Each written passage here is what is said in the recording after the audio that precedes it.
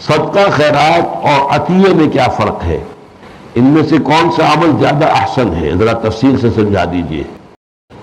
گزشتہ پروگرام میں آپ نے سیرت طیبہ پر ایک بہترین کتاب کا ذکر کیا تھا، اس کا نام دوبارہ بتا دیجئے۔ صدقہ خیرات اور عطیہ میرے نزدیک اس میں کوئی بنیادی فرق نہیں ہے، یہ ایک ہی شے کے نام ہے۔ زکوٰۃ بھی صدقہ ہے۔ قرآن مجید میں جو زکوٰۃ کے مصارف آئے ہیں وہاں لفظ زکوٰۃ میں انما الصدقات للفقراء والمساکین یہ تو معلوم ہوا کہ یہ صدقہ ہے۔ تو صدقہ ہر وہ شے ہے جو انسان خلوص اور اخلاص کی بنیاد پر کسی کی مدد کے لیے کسی کو دیتا ہے۔ البتہ ہدیہ در حقیقت جو ہے وہ شے ہے تحفے کے طور پر کسی کو پیش کرنا، یہ نہیں کہ وہ اس کا محتاج تھا اور آپ نے اس کی جو ضرورت پوری کی ہے، وہ در حقیقت بالکل اور شے ہے۔ اچھا، عطیہ جو بادشاہ دیتے تھے وہ بھی انعام کی صورت ہوتی تھی، وہ بھی اختیار کی نہیں تھی۔ تو اگر عطایا ہو بادشاہوں کی طرف سے یا اس طرح کی کوئی شے تو وہ صدقے خیرات سے نکل جائے گی۔ صدقہ خیرات وہ شے ہوگی کہ جو کسی محتاج، کسی فقیر، کسی ضرورت مند کو دی جائے اس کی احتیاج اور اس کی ضرورت کو پورا کرنے کے لیے۔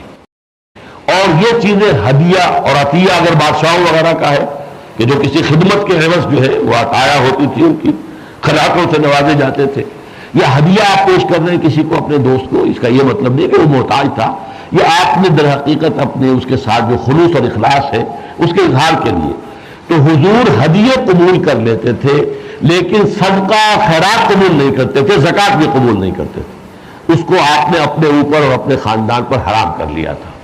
بلکہ یہی فرق تھا کہ جو بتایا تھا حضرت سلمان فارسی کو، جس عیسائی راہب نے انہیں کہا تھا کہ ابھی اگر تمہیں ہدایت کی طلب، تمہارے اندر ابھی مزید پیاس باقی ہے اور ابھی بجھی نہیں تمہاری پیاس، تو جاؤ جنوب کی طرف، کھجوروں کی سرزمین میں میرا علم مجھے یہ بتاتا ہے کہ نئے نبی کی آمد ہونے والی ہے، شاید قسمت تمہیں پہنچا دے۔ اور دیکھنا اس کی پہچان یہ ہوگی کہ وہ ہدیہ قبول کر لے گا، صدقہ قبول نہیں کرے گا۔ تو حضرت سلمان فارسی، اس کا جب انتقال ہو گیا اس راہب کا، تو پھر وہ اب جنوب کی طرف، مدینے کی طرف شام سے چلے۔ ایک قافلے پر ڈاکوؤں نے حملہ کیا، پکڑ کر انہیں بیچ دیا غلام بنا کر۔ وہ مدینے کے یہودی نے خرید لیا، مدینے پہنچ گئے۔ حضور ابھی پہنچے نہیں، مکے ہی میں ہے، لیکن خبریں پہنچ رہی ہیں کہ مکے میں کسی نے نبوت کا دعویٰ کیا ہے، لیکن اب ان کے پاؤں میں غلامی کی بیڑیاں پڑی ہوئی، ہل نہیں سکتے، یہ تو نہیں جا سکتے۔